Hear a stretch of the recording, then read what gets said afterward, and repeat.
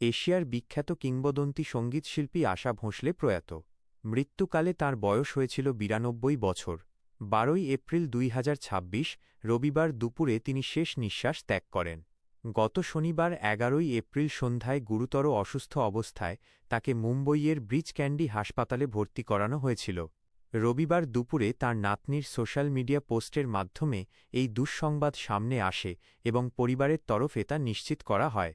চিকিৎসকদের মতে multiple organ ফেলিওরের কারণে তাঁর মৃত্যু হয়েছে। আজ সোমবার বিকেল ৪টের সময় মুম্বইয়ের শিবাজি পার্কে তাঁর শেষকৃত্য সম্পন্ন হবে।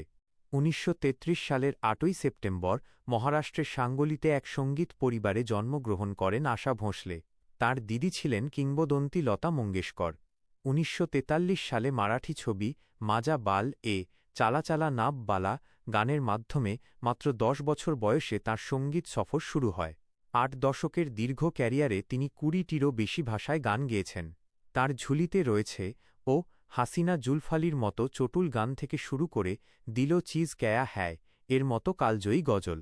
২০২২ সালে ৯১ বছর বয়সে তিনি তাঁর শেষ গান সাইয়া বিনা প্রকাশ করেন, যা তিনি প্রয়াত স্বামী আর.ডি.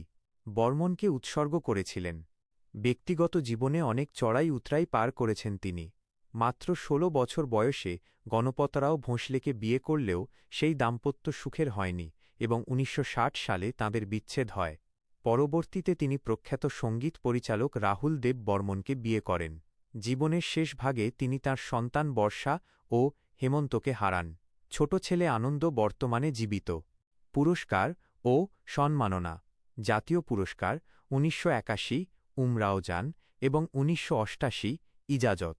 দাদাসাহেব ফালকে অ্যাওয়ার্ড ২০০০, পদ্মবিভূষণ ২০০৮, বঙ্গবিভূষণ ২০১৮, মহারাষ্ট্রভূষণ ২০২১।